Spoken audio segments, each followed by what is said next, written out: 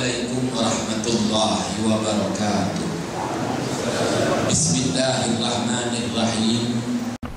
Wa bihi nasta'in ala umuri dunya waddin. Alhamdulillah. Wa salamun ala ibadihi allazi nastafa, amma ba'd. Sidang ahli jamaah yang dirahmati Allah, kita panjatkan kesyukuran kehadrat Allah Subhanahu wa ta'ala. Limpah rahmat yang Allah Subhanahu wa ta'ala anugerahkan malam Ramadan yang berbahagia ini, perintah Allah dilaksana, disempurna. Moga-moga diterima hendaknya di sisi Allah Subhanahu wa ta'ala juga. Sekali lagi diberi ruang dan kesempatan mendengar sedikit peringatan. Moga-moga mendatangkan kekuatan menghadapi hari-hari mendatang. Mana-mana yang boleh diamalkan, dengan harapan itulah bekalan untuk kehidupan yang kekal abadi, kehidupan di akhirat sana. Ayat 184 Surah Al-Baqarah, Allah Subhanahu wa ta'ala berfirman, ba'da a'udzu billahi minasyaitonir rajim, ayyaman ma'dudat, faman kana minkum maridan aw ala safarin fa'iddatun min ayyamin ukhra, ila akhiril ayah. Sadaqallahul azim. Ayat 184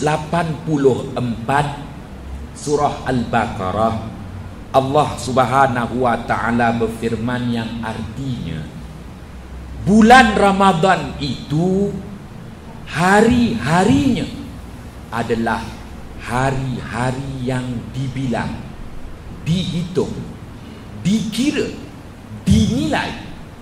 Maka sesiapa yang bermusafir, sesiapa yang sakit daripada kalangan kamu dan tidak mampu menjalani ibadah puasa di bulan Ramadan, dan sesiapa daripada kalangan kamu yang bermusafir tak mampu meneruskan ibadah puasa di bulan Ramadan, maka gantikanlah hari-hari yang ditinggalkan itu dengan mengqadhakan ibadah puasa di bulan selain Ramadan. Ayat yang ke-184 Surah Al-Baqarah, Allah Subhanahu wa ta'ala mengisytiharkan betapa setiap hari di bulan Ramadan itu merupakan hari yang dinilai, hari yang dihitung, hari yang dikira, hari yang dihisab. Tuan-tuan yang dirahmati Allah, ianya membuka minda kita supaya kita memahami buat apa kita nak kira kalau tak ada apa yang nak dikira.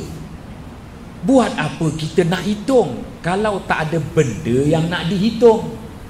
Buat apa kita nak nilai kalau tak ada benda yang nak dinilai.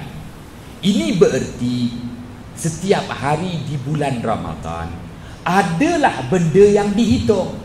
Setiap hari di bulan Ramadan adalah benda yang dikira. Setiap hari di bulan Ramadan adalah benda yang dinilai. Apa benda itu?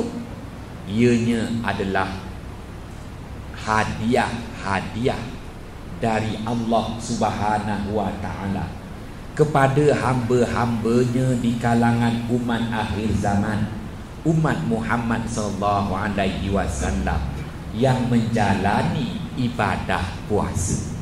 Tuan-tuan yang dirahmati Allah,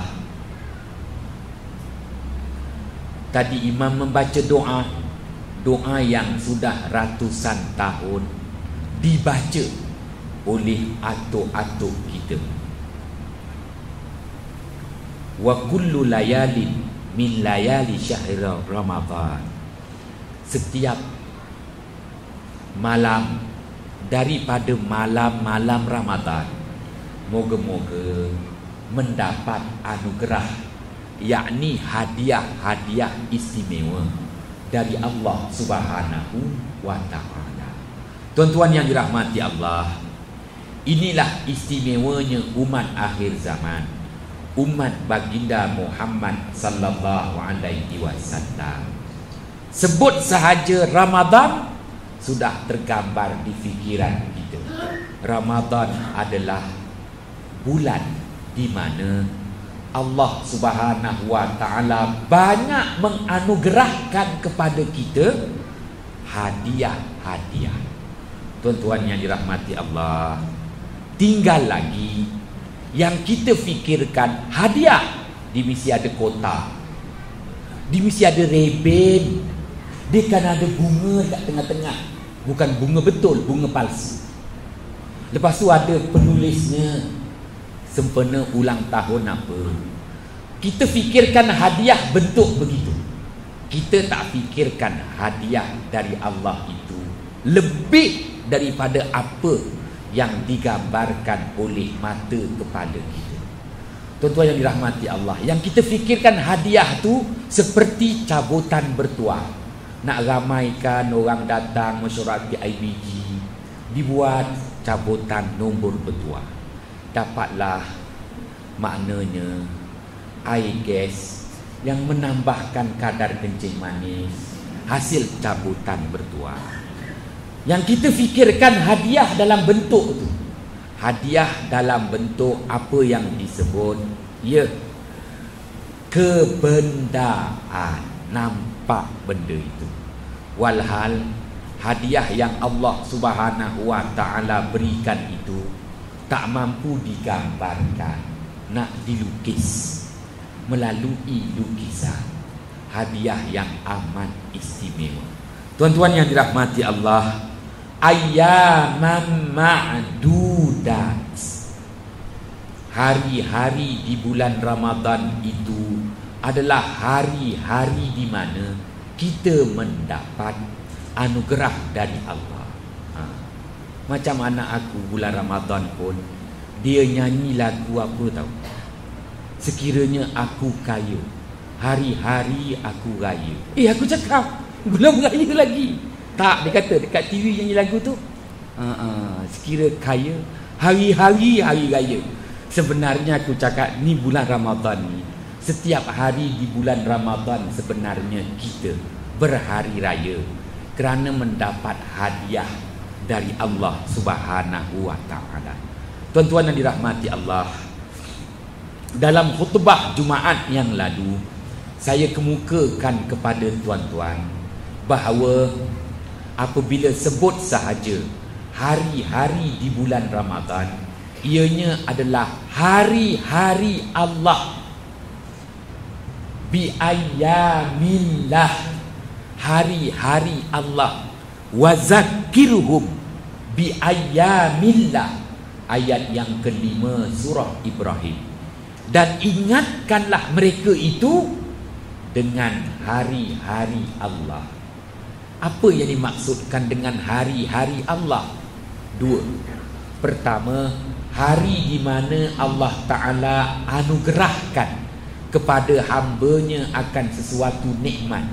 Itu adalah hari-hari Allah yang disebut dengan istilah ayyamul minha. Dan kena ingat juga, termasuk dalam erti kata hari-hari Allah, hari di mana Allah Subhanahu wa ta'ala timpakan musibah, datangkan kemalangan. Itu juga hari-hari Allah yang disebut dengan istilah ayyamul mihnah.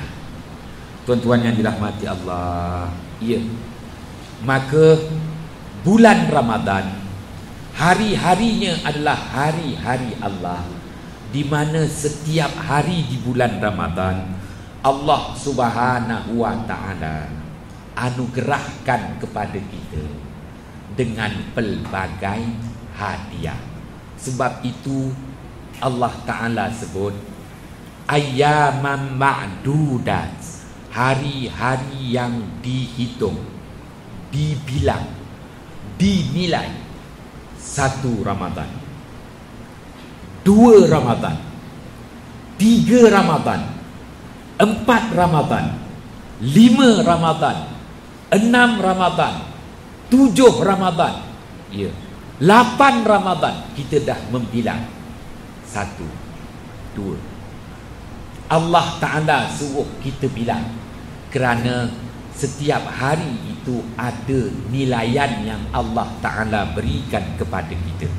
Tuan-tuan yang dirahmati Allah, baik, oleh kerana setiap hari ada nilaian yang Allah beri pada kita, hadiah yang Allah kurnia kepada kita, maka dikenali dengan nama Ramadan Karimun, Ramadan bulan penuh kemuliaan.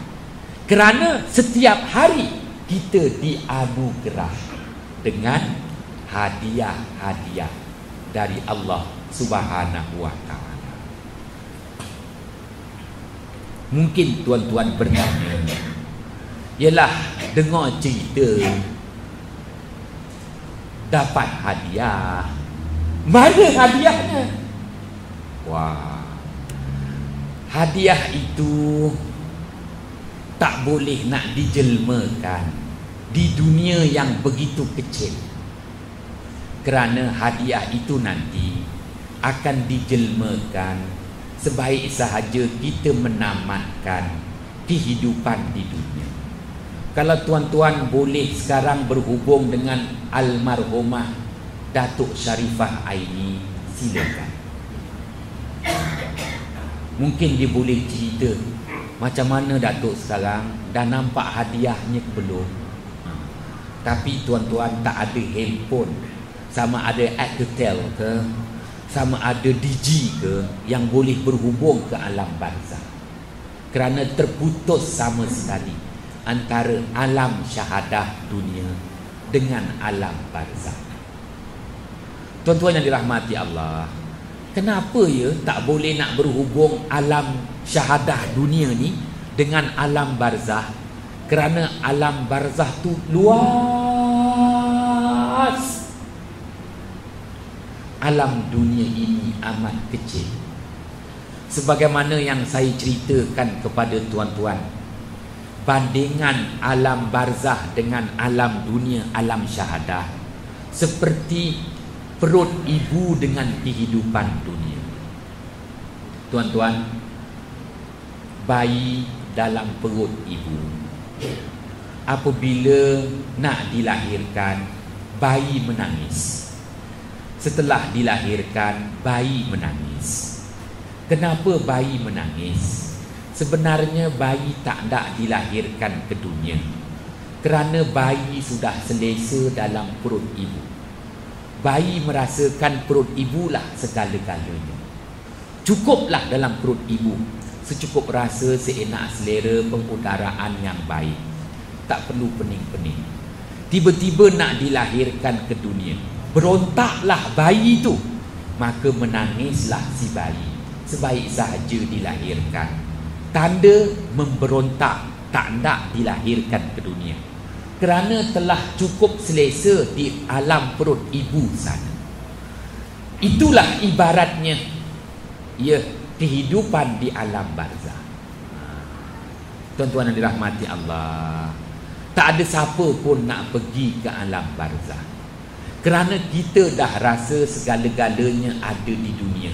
Ya, setelah taman daya semakin buruk, setia tropika sedia menanti. Walaupun JP perdana rumah dah banyak retak, apakan daya. Jadi kita mendapati bahawa dunia segala-galanya dah macam-macam ada dekat dunia. Kenapa nak pergi pula ke alam barzah sana? Apalagi kau nak di taman daya, public bank dah ada, untuk kutip hutang dah banyak merata-rata, stadium hoki pun dah ada, ditutupi oleh konsep pula. Tuan-tuan yang dirahmati Allah, yelah, kau nak kata apa? Dah ada segala-galanya di taman daya, walaupun semakin hari semakin tak berdaya. Hanya disokong oleh taman delima sahaja. Tuan-tuan yang rahmati Allah, si kangkar terus terkangkar ke apa kangkar? Sebahagiannya telah dipindahkan ke sebuah desa. Yalah. Malalah tak apa-apa aku cakap. Tuan-tuan yang rahmati Allah, kita merasakan segala-galanya dah ada di dunia. Segala-galanya dah ada di dunia, tinggal tambahkan lagi lah. Biar kaya. Kita rasa dunia segala-galanya. Seperti bayi dalam perut ibu, dia rasa perut ibu itu segala-galanya. Kenapa nak dilahirkan di dunia? Tetapi setelah bayi dewasa dan menjalani hidup di dunia, maka dia yang telah berusia sweet 17, maka dia akan kata, apa ada perut ibu tu? Alah, perut ibu banyak lemak aja. Istilahnya begitu. Saiznya semakin besar. Gitulah. Tuan-tuan yang dirahmati Allah. Begitulah juga kita. Nak buat apalah pergi ke alam barzah? Buat apa pergi alam barzah? Dunia cukuplah. Tak, kita mati juga. Setelah berpindah ke alam barzah, melihat betapa luasnya alam barzah, kita dah tak nak balik ke dunia. Ludah dunia adalah nanti. Kita dah tak pandang dengan dunia yang semakin naik kadar tarif cukai pintunya. Tuan-tuan dan rahmati Allah, dah tak nak. Alah, tak nak. Taman daya yang semakin subur, tikus-tikusnya. Tuan-tuan dan rahmati Allah. Jadi dah alah, tak nak. Kerana kita dah melihat betapa luasnya alam barzah. Maka alam barzah yang amat luas berbanding dengan dunia seperti luasnya dunia berbanding dengan perut ibu, maka kita perlu mengisi alam barzah itu. Maka alam barzah tu nak diisi dengan apa? Perabot kot maut? Tidak. Diisi alam barzah itu dengan cahaya-cahaya daripada hadiah-hadiah yang Allah berikan di malam-malam Ramadan. Tuan-tuan yang dirahmati Allah. Jadi kalau kita beribadah, kita jangan memikirkan habuan di dunia. Nanti kita kecewa. Beribadah banyak pun duit macam ini juga. Jangan. Kita fikirkan selepas ini kehidupan nanti di alam barzah yang luas. Apa yang nak diisi? Diisi dengan cahaya. Cahaya apa? Cahaya daripada hadiah-hadiah yang Allah berikan di malam-malam Ramadan. Setelah kita menyempurnakan ibadah puasa di sebelah siang harinya. Ayyamam ma'dudat. Tuan-tuan, bukan alam barzah sahaja kita akan terus menjalani kehidupan kekal abadi buat selamanya. Itulah di akhirat sana yang jauh lebih luas. Maka apa yang nak diisi dengan keluasan itu? Kalau tidak cahaya-cahaya daripada hadiah-hadiah yang Allah berikan di malam-malam Ramadan. Tuan-tuan yang dirahmati Allah, inilah istimewanya umat akhir zaman, umat baginda Muhammad sallallahu alaihi wasallam. Ya, kita diberi satu tempohan.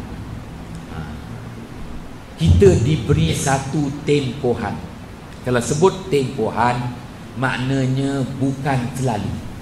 Diberi dalam satu tempohan sebulan, sama ada 29 ataupun 30 hari, yang mana setiap harinya itu adalah ayyamul mihnah, hari-hari anugerah dari Allah Subhanahu wa taala. Ya. Agak-agak tuan-tuan yang dirahmati Allah, banyak masa. Masa tu banyak kan? Masa tu banyak. Kadang-kadang masa tak ada kerana sibuk. kita menyusun jadual untuk melihat perlawanan Piala Dunia. Kalau tuan-tuan ada masa lah kan, kerana nak tengok nilai-nilai yang Allah berikan di bulan Ramadan, balik nanti tidur awal, kemudian bangun awal, bukan sekadar bangun untuk makan sahur, tapi kita bangun untuk hidupkan malam-malam Ramadan yang merupakan hari-hari Allah, yang mana inilah hari-hari Allah beri kepada kita anugerah. Tuan-tuan sembahyang tahajud, tuan-tuan sembahyang hajat, tuan-tuan berdoa, tulis hari ini aku berdoa minta supaya sihat tubuh badan. Catat. Malam esok pula sama juga, maknanya tidur awal, bangun bukan sekadar untuk makan sahur, bangun untuk hidupkan malam-malam Ramadan, kerana meyakini akan anugerah-anugerah Allah di setiap hari di bulan Ramadan. Tahajud, sembahyang hajat, tuan-tuan berdoa, tuan-tuan catat, hari ini aku doa minta supaya anak sulung aku sekian-sekian. Tuan-tuan, lusa buat lagi. Maknanya tuan-tuan membilang hari. Hari pertama apa? Hari kedua apa? Hari ketiga apa? Hari keempat apa? Nanti selepas Ramadan, buka balik apa yang dicatatkan. 1 Ramadan minta apa? 2 Ramadan minta apa? 3 Ramadan minta apa? Tuan-tuan akan merasainya sendiri, tuan-tuan akan menikmatinya sendiri. Kerana Rasulullah SAW bersabda, Sa'ilullah fi Ramadan la yakhib. Orang yang bermohon, minta, rayu pada Allah di bulan Ramadan takkan disia-siakan. Tuan-tuan, kita jarang minta dengan Allah. Kita banyak minta dengan manusia. Minta projek, biasalah tu. Kita banyak minta dengan manusia, tapi minta dengan Allah ni jarang. Yang biasanya kita minta berdasarkan skrip-skrip yang kita hafal. Rabbana atina fid dunya hasanah. Betul lah tu. Tapi maknanya kesungguhan dalam mohon dan rayu kepada Allah, minta kepada Allah Subhanahu wa taala. Lebih-lebih lagi, ini masanya, peluang yang diberikan kepada kita. Dan bagi Rasulullah SAW, Rasulullah ajarkan kepada kita, daripada banyak-banyak engkau nak minta, permintaan paling utama, Allahumma innaka afuun tuhibbul afwa fa'fu anna. Ya Allah, bahwasanya dikaulah afuun, Tuhan yang memberi kemaafan, tuhibbul afwa, engkau amat suka memberi kemaafan, fa'fu anna, maafkanlah ke atas diri kami wahai Allah. Tuan-tuan yang dirahmati Allah, waktu saya belajar di Mekah dulu, satu persoalan yang saya nak tanya dengan syekh saya, kenapa nak minta maaf? Adakah bagi memenuhi skrip Tan Sri P. Ramlee? Maafkan kami, maafkan kami. Tuan-tuan yang dirahmati Allah, daripada banyak-banyak yang nak kita minta, Rasulullah ajarkan kita yang tuan-tuan catat, permintaan paling utama, minta maaf. Apa erti minta maaf? 2. Apabila kita minta maaf, bererti kita minta kita diampunkan segala kesalahan. Itu makna minta maaf. minta diampunkan segala kesalahan. Alhamdulillah. Apabila kita minta maaf, kita minta agar segala kekurangan daripada amanah yang kita dipertanggungjawabkan, kecacatan, kekurangan, semuanya dihapus kira. Tuan-tuan yang dirahmati Allah, ianya membawa dua erti. Apabila minta maaf itu membawa arti pertama, minta ampun kesalahan. Yang kedua, minta maaf juga membawa arti minta kita dihapus kira daripada kecacatan, kekurangan dalam menyempurnakan amanah dan tanggungjawab. Ya, apabila kita minta maaf kepada Allah, kita sedar kita ada tanggungan. Tanggungan anak, tanggungan isteri, tanggungan ibu yang masih hidup, tanggungan keluarga, tanggungan adik-beradik yang susah. Semua kita kena selesaikan. Tapi kita tak mampu nak selesaikan. Kita minta maaflah pada Allah bahawa amanah yang Allah beri pada kita, sekadar ini sahaja yang kita mampu lakukan. Minta maaf.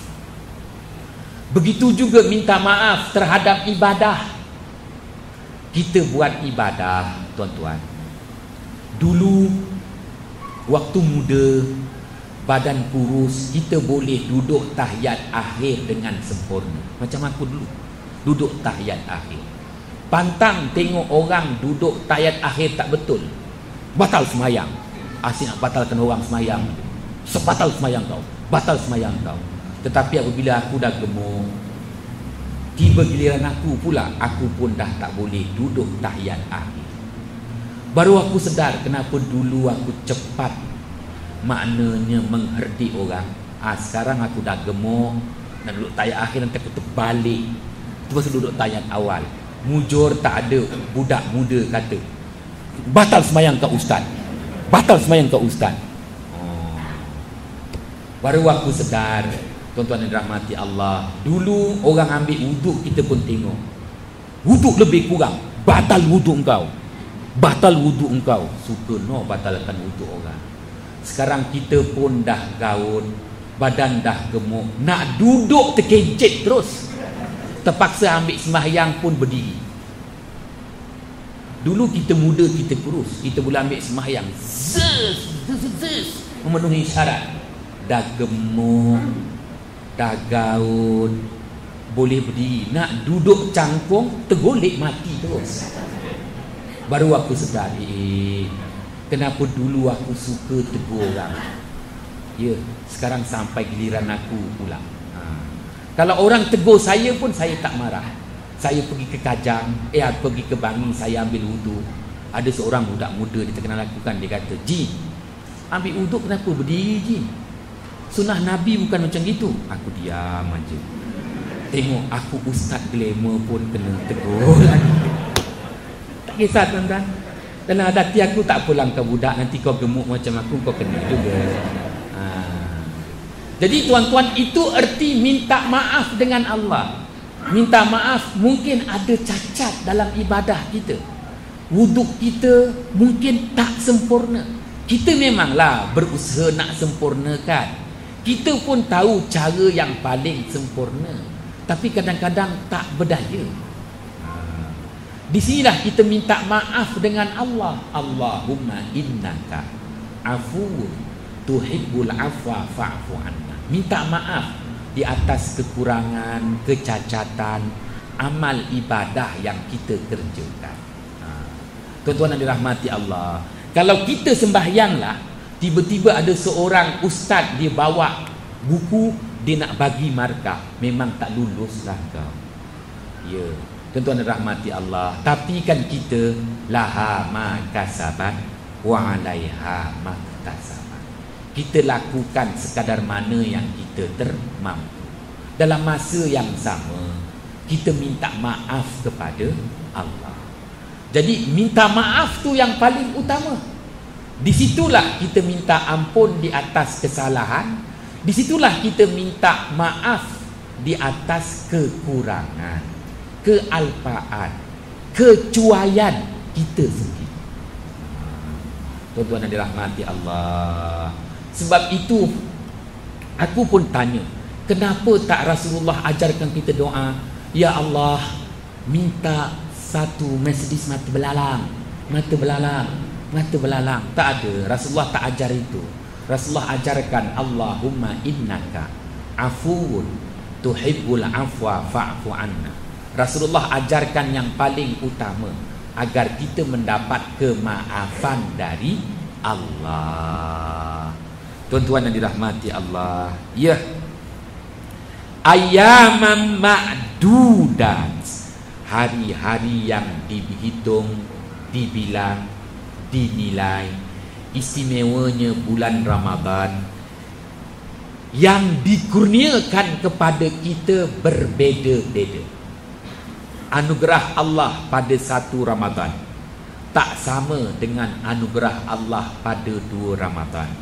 Tak sama anugerah Allah pada 3 Ramadan. Tak sama anugerah Allah pada 4 Ramadan. Malah kalau kita, tuan-tuan yang dirahmati Allah, ingat 30 tahun yang lalu, kalau ingatlah, kalau ingat,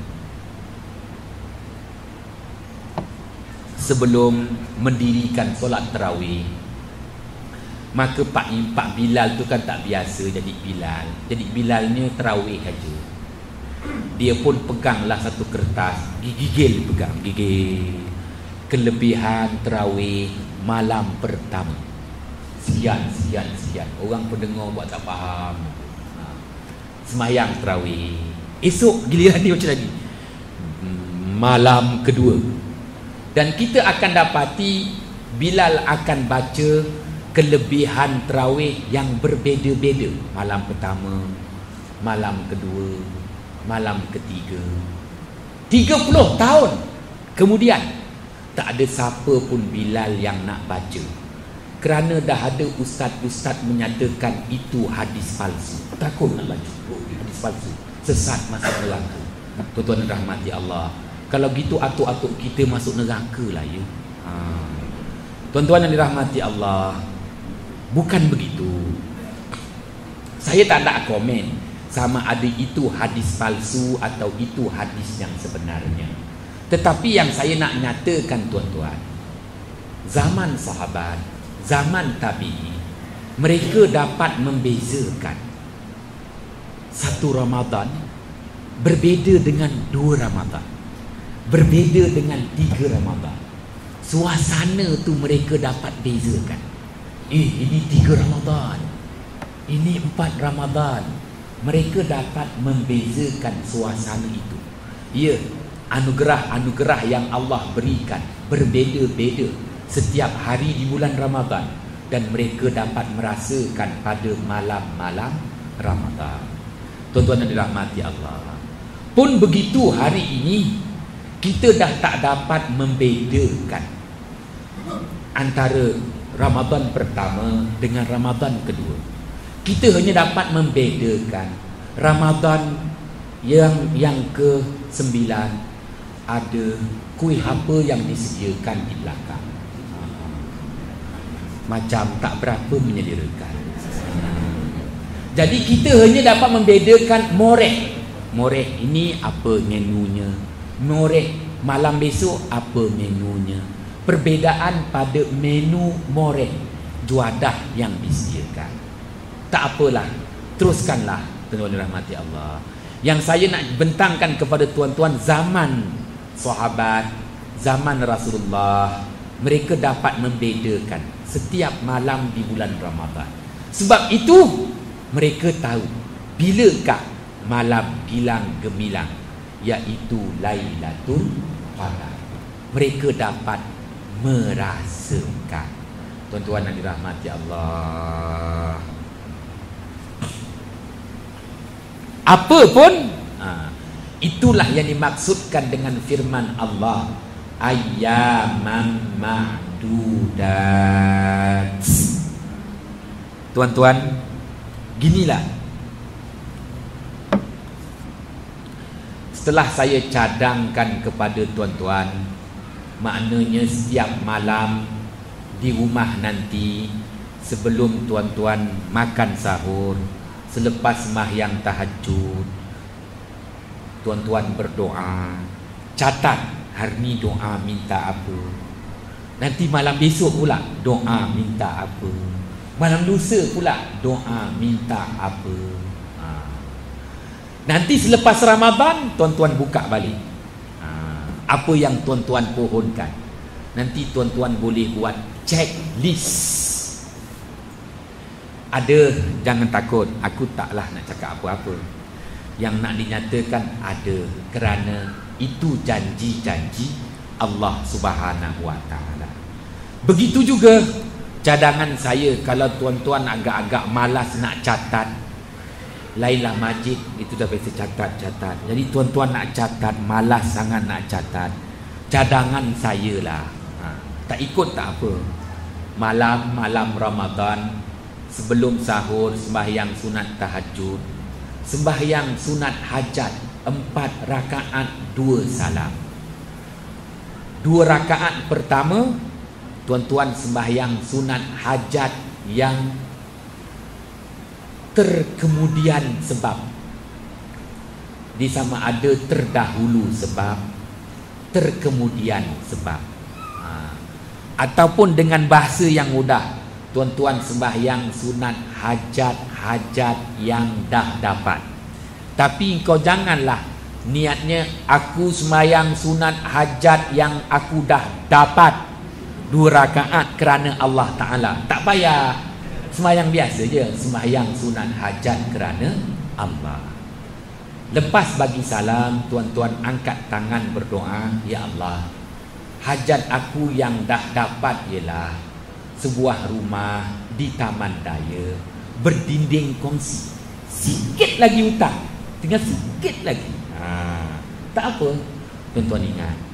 Lepas tu tuan-tuan pun sembahyang lagi 2 rakaat, sembahyang sunat hajat. Kali ini ketika berdoa, doalah hajat yang belum dapat. Jadi tuan-tuan dapat beza. 2 rakaat pertama sembahyang sunat hajat yang dah dapat. Yang kedua sembahyang sunat hajat yang belum dapat. Istilah dalam fiqh, sembahyang sunat hajat yang terdahulu sebab, sembahyang sunat hajat yang terkemudian sebab. Tuan-tuan dan rahmati Allah, kenapa? Kerana itu sebagai adab kita seorang hamba. Selama ini kita hanya sembahyang sunat hajat yang belum dapat aja. Hajat yang dah dapat tak pernah pun. Ya, kita akui di hadapan Allah Subhanahu Wa Taala. Persoalannya, kenapa malam Ramadan saya nak cerita? Malam Ramadan lah aku cerita. Malam lain seperti biasa. Kerana malam Ramadan adalah ayyamam ma'dudat. Hari-hari yang dihitung, dikira, dinilai. Tuan-tuan yang dirahmati Allah, sebab itu Allah Subhanahu Wa Taala tuntut kepada kita, sekiranya kita tak dapat berpuasa kerana sakit maupun bermusafir, Allah Ta'ala tuntut ganti. Faman kana minkum maridan aw ala safarin fa iddatum min ayyamin ukhra. Allah Ta'ala tuntut ganti. Kalau 3 hari kita tak puasa, qada, ganti 3 hari. Kenapa? Kerana Allah Ta'ala tak nak kita rugi. Kerana 3 hari yang kita tinggalkan tu, tak puasa di bulan Ramadan, kita kehilangan anugerah 3 hari itu. Menunjukkan setiap hari itu anugerahnya berbeza. dan anugerahnya sentiasa meningkat.